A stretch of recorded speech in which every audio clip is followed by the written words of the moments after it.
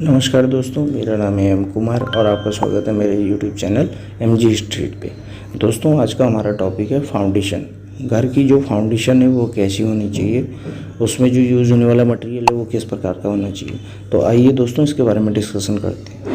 तो सबसे पहले दोस्तों, आपको हमेशा ध्यान रखना है कि जब भी आपका घर बने तो उसका 2D डिज़ाइन ज़रूर बनवा लें। किसी दूसरे का मैप देख के जो है अपना डिज़ाइन फिक्स ना करें। इससे आपको जो है आने वाले जब वो घर बन जाता है तो उसके बाद कुछ कमियां नज़र आ सकती हैं। दूसरी चीज़ है कि आपके घर का जो भी प्लॉट साइज है उसको आप 2D में अच्छे से बनवा लें। उसके बाद उसके फाउंडेशन की डिटेल जो 2D में दी रहती है उसमें रेनफोर्समेंट वगैरह सारा, यानी सरिये का डिटेल के कितने डाई का लगना है वो सारा दिया रहता है। तो उसके ऊपर भी आप डिस्कशन कर लें।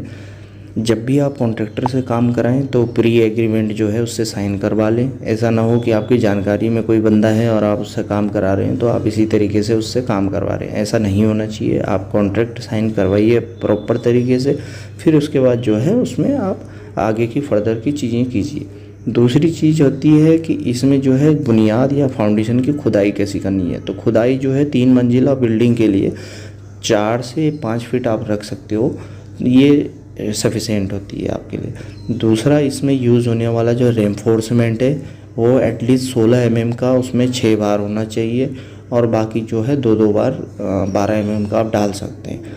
अगर ये नहीं है तो इसके अलावा भी आप जो है एज़ पर डिज़ाइन आप वो करवा सकते हैं, बट ये 3 फ्लोर के लिए इतना रहता है। दूसरी चीज़, जब भी बेस की बात होती है तो बेस में आप स्टोन यूज़ करें। वो मैं आपको पिक्चर में दे दे रहा हूँ यहाँ पे, इस तरीके से आपको रखना है।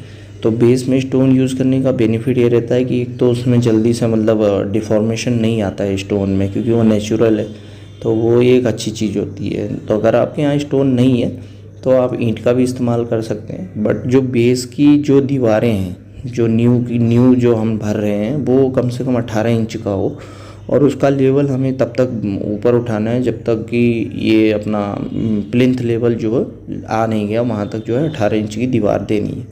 उसके बाद जो है हम उस पर प्लिंथ भी अप्लाई कर सकते हैं। तो ये तो हो गया फाउंडेशन का। अब दूसरा होता है इस पे कि जब प्लिंथ बीम हमने डाल दिया तो उसके बाद उसके लेवल कर दिया मिट्टी उट्टी फिल करके। उसके बाद होता है कि एक DPC करना होता है। DPC क्या होता है दोस्तों, कि उससे जो ज़मीन में आपकी नमी है, जो भी हमने तराई वराई या जो ज़मीन ने पानी को इनटेक किया है तो वो कुछ टाइम बाद बाहर छोड़ता है फ्यूम्स की कंडीशन में, तो वो क्या है दीवार पे चला जाता है। उससे क्या होता है कि दीवार पे जब वो जाता है तो दीवार पे क्या है इन्फ्लोरेसेंस और मतलब फफूंदी जैसी निकलनी चालू हो जाती है। उसका भी पिक्चर मैं आपको दे दूंगा, वो आप देख लेना। तो इस तरह की दिक्कतें फ्यूचर में ना हो तो उसके लिए DPC ज़रूर करवाएं। DPC में जो है आप LW+ का इस्तेमाल ज़रूर करें। LW+ का रेशियो जो है मैं पिक्चर में दे दूंगा अभी कि क्या रहता है। उसके अलावा उसके ऊपर जब हमने LW+ मिक्सिंग बना के अपना मोटार और सीमेंट और इनका पार्ट मिला के जो है कर दिया, तो उसके बाद क्या करना होता है कि उसको अप्लाई कर दो। उसके 2 दिन बाद जो है जब वो सूख जाए, उसकी तराई करने के बाद अपने को जो है एक PMM का घोल बनाना होता है, ये 1:1 का। इसमें डॉक्टर फिक्सेड का URB यूज़ कीजिए, तो इससे आपको क्या है एक बॉन्डिंग मिल जाएगी, उसके ऊपर एक लेयर बन जाएगी प्रोटेक्शन लेयर। तो उससे क्या होता है कि जो मॉइस्चर है वो बिल्कुल भी बाहर नहीं आ पाएगा वहाँ से, मतलब दीवारों की तरफ नहीं चढ़ पाएगा वो पानी। तो इससे क्या है कि फ्यूचर में जो आपका फालतू में खर्चा होने वाला है कि पुट्टी निकल आती है, ये सब चीज़ें होती हैं, तो उससे हम काफ़ी हद तक बच सकते हैं। ये सारी चीज़ें करने के बाद आपको जो है मकान के मेन पार्ट में आते हैं कि उसकी हाइट क्या रखें मेन रोड से।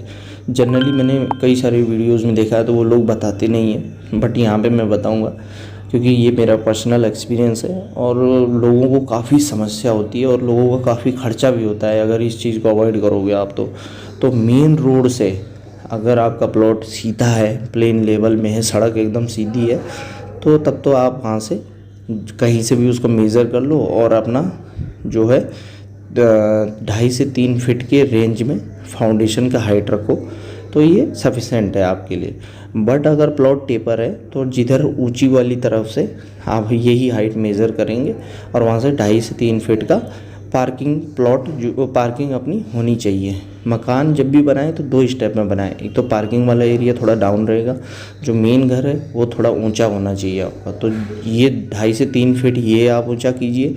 फिर उसके बाद मेन घर की जो बुनियाद है उसके लिए मैं एक पिक्चर अंडरस्टैंडिंग के लिए एक पिक्चर लगा दूंगा कि कैसे करना है। तो उसके लिए अब जो मेन घर है उसके लिए आप कम से कम 1.5 फीट या 2 फीट की हाइट पे उसको बनाएं।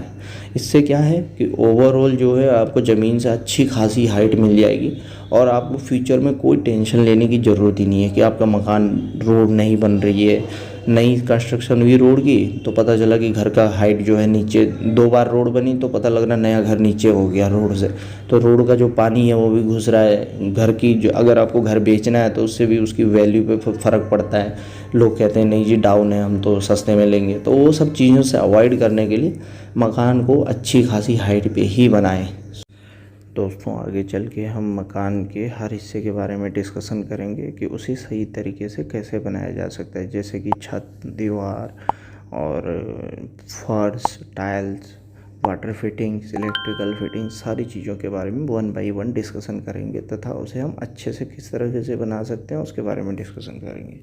हे guys, thank you for watching my video. अगर आपको वीडियो पसंद आया है तो लाइक करें, सब्सक्राइब करें और कमेंट सेक्शन में बताना ना भूलें कि आपको वीडियो कैसा लगा। Thank you.